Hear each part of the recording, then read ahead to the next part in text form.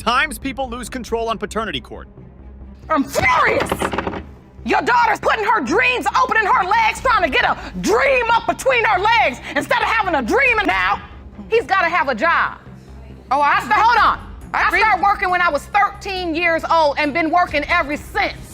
That baby is how old, Miss Hasty? Don't have nothing according to you, so what does that say about you? Right. And she got all your babies. No, stop over-talking me. Stop over-talking me. Stop over-talking me. I want an answer to that. Mr. Chaplin here is in a great deal of trouble. He's been sleeping with his mother's friend, and guess what? He got her pregnant. That's right. Ms. Jackson has a 3-month-old for Mr. Chaplin, and Ms. Chaplin's mother, Ms. Robinson, isn't happy about it at all.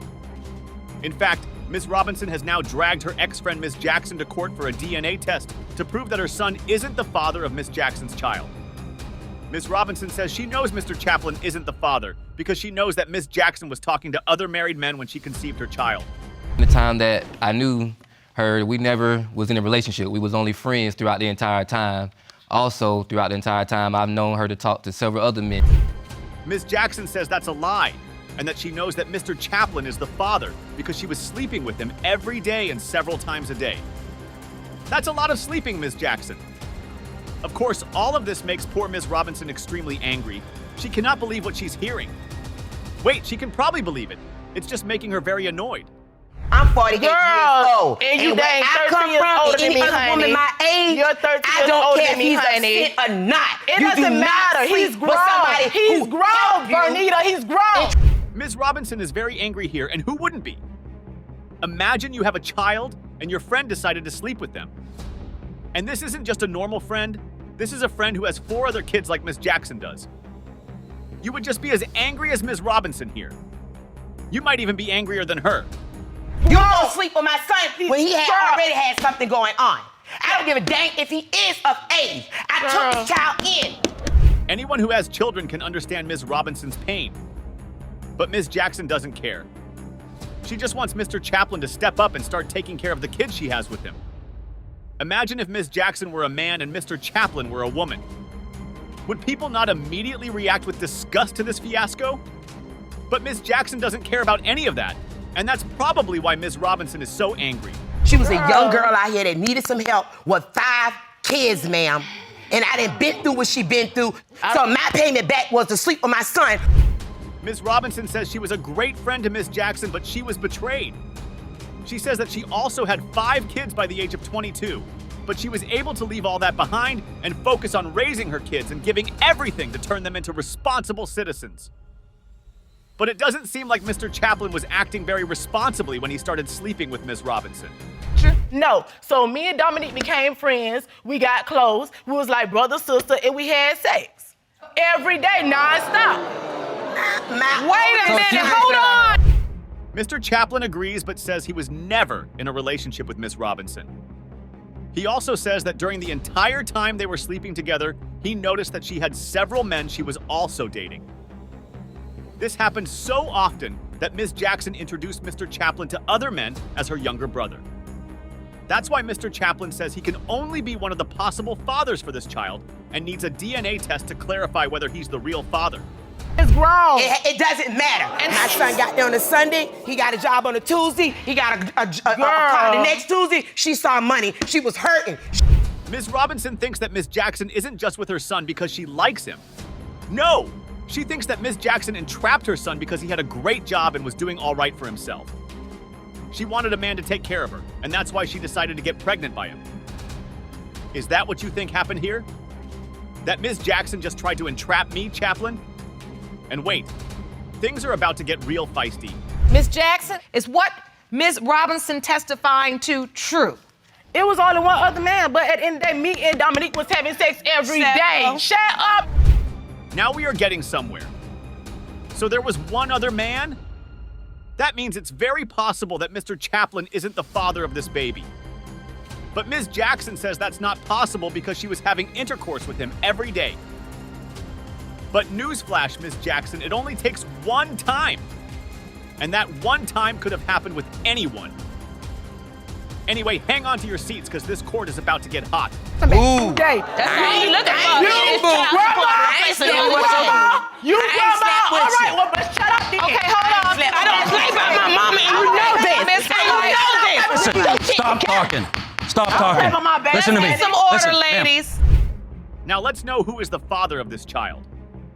Is it Mr. Chaplin? Is this young man going to have to take care of Miss Jackson and her baby? Well, let's find out what DNA diagnostics has to say. Mr. Chaplin, you are the father. Oh, thank you. Thank you. You in Thank trouble. you. You got Child that support, boy paying that, baby. buddy. Thank you. Ms. Foster is in court to prove that the defendant fathered her 17-month-old child, Sienna, a beautiful young girl with extreme medical needs. The defendant, Mr. Fields, says this is impossible because Ms. Foster was pregnant before he first had sex with her. He also claims that he has a lot of proof to support his case. Tiana had 3 surgeries. She had open heart, she had diaphragm and a G-tube. Right now, she's having some development problems, so we're just having follow-ups in Syracuse with all the rest of her doctors. And through all of that, Mr. Fields has done precisely nothing to support Sienna and her mother. That's incredible. Even if she were not his child and he didn't have DNA proof yet, isn't it a bit inconsiderate to leave Miss Foster hanging alone? What if she turns out to be his child? How would he be able to live with himself? Went to the hospital probably about 4 times, but when he was there, it was just to have relations with me. Mr. Fields is one cold-hearted man. He didn't take care of his daughter, but had the gall to go to the hospital to have relations with her mother. That's extremely cold-hearted, no matter what the DNA test results eventually say. And the fact that Ms. Foster allowed that at all says a few things about her. But wait, the story gets even weirder. Ms. Foster says she was a virgin before she met Mr. Fields, so she couldn't possibly have been pregnant before him. But that story isn't all it seems. This girl was Miss not a Foster, virgin. he said that you were saying you were a virgin at that time. Were you? I was practically, before him, there was some Was other guy. practically? There was How some can you other be guy. practically a There was virgin? some other guy That's before him, and I don't impossible. count that. I've never met someone who's practically a virgin. Have you? Like, you're either a virgin or not. There's no technical virgin, right? If someone told you they were practically a virgin because of an accounting error, you would look at them as crazy, right? Well, Ms. Foster doesn't want us to look at her crazy. Virgin. What Oh, does yeah, when they made practically a sandwich. virgin mean? Practically mean it didn't go all the way. What do you mean? Oh, that's what she means. So she had intercourse with someone previously, but didn't finish the act. But is there anywhere it's written that that means a person is practically a virgin? I've never read that anywhere, and Judge Lauren hasn't either. Anyway, Ms. Foster is certain that her bond with Mr. Fields was so strong that he was addicted to having relations with her. And if that hospital story is true, Ms. Foster is probably telling the truth here. And then both Ms. Foster and Mr. Fields start arguing over who's texting who to get in contact with who. He said my wife. Your Honor. She's Your Honor. texting your wife, trying to get in touch with you. I never She was text his texting my wife. wife I and- never text his wife. I have never known we of got her until evidence, 3 we got days ago. evidence. Let's get some order. Mr. Fields says he's happily married and doesn't want to get involved with all of this. But Ms. Foster says he has no ring, so he's lying. She says there's no marriage certificate and no evidence whatsoever proving that. But why would that even matter if Ms. Foster only cared about getting a father for her son? I did, but Shania is like really like obsessed. Obsessed. And what she'll do I is left she'll text you. my wife. I left you. You were crying to me, begging to come back with me. How you want your all the way- family. So why begged to would see you make Tiana. my You life tell a living people- hell? I don't even talk to you. But come on, Ms. Foster. If you left him and had nothing to do with him, why would you let him come and have relations with you at the hospital after the birth of a sick child? Why would you care about whether he's married or has a ring or not? Does that even make any sense? Now she also says just 2 days ago, Mr. Foster was telling her how he loves her and doesn't want to hurt her. And guess what? Ms. Foster has evidence of this.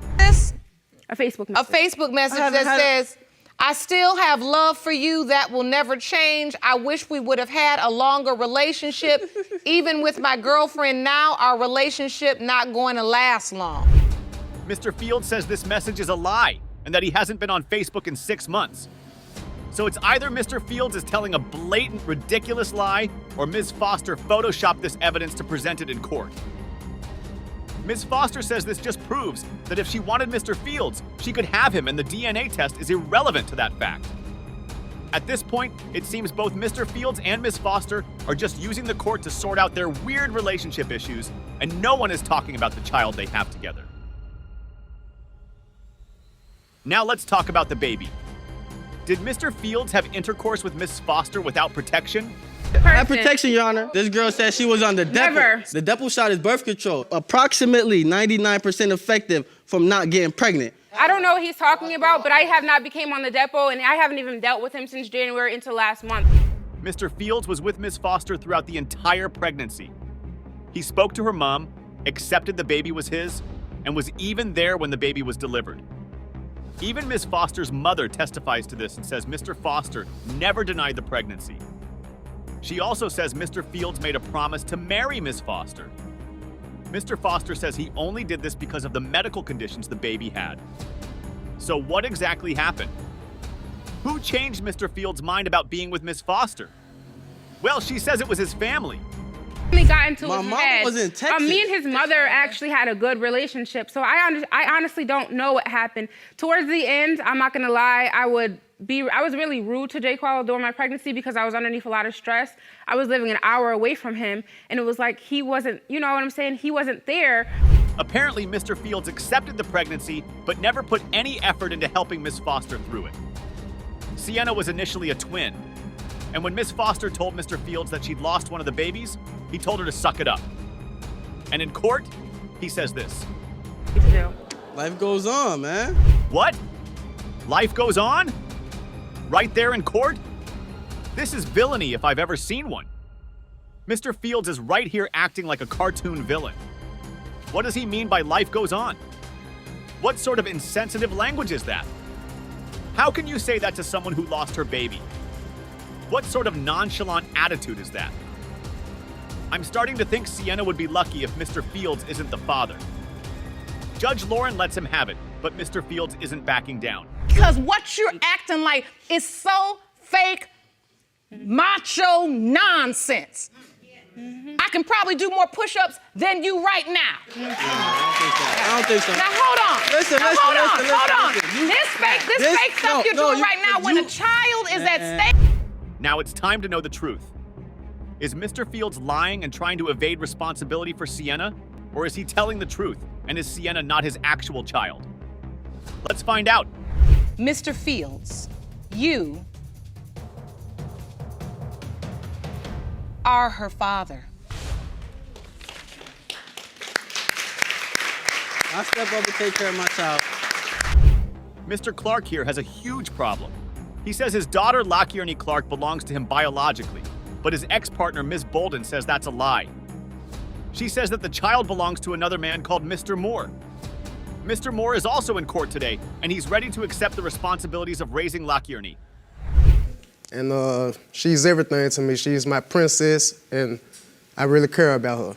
And so you are convinced that you are, in fact, the father. Ms. Bolden explains that one day she had a huge fight with Mr. Clark over bills and then left his house. That same day, she went over to Mr. Moore's house, slept over, and had intercourse with him unprotected. She says she's sure that that might be when she conceived of Lakierne. So basically, Ms. Bolden was in a relationship with Mr. Clark, cheated on him, and got pregnant. And now she's suing to get the baby back to her biological father.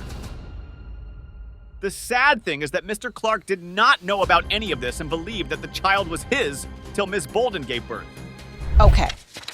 Mr. Clark, while all of this was going on, you believed you were the father all along? Yes, Your Honor. Were you ever giving any indication that you were not? Mr. Clark had no doubts that the baby was his. While he didn't go to doctor's appointments with Ms. Bolden, he came to the hospital after she gave birth, signed the birth certificates, and gave the child his last name. Ms. Bolden says she told me Clark that he wasn't the father when she was 7 months pregnant, but Mr. Clark says that's a complete lie.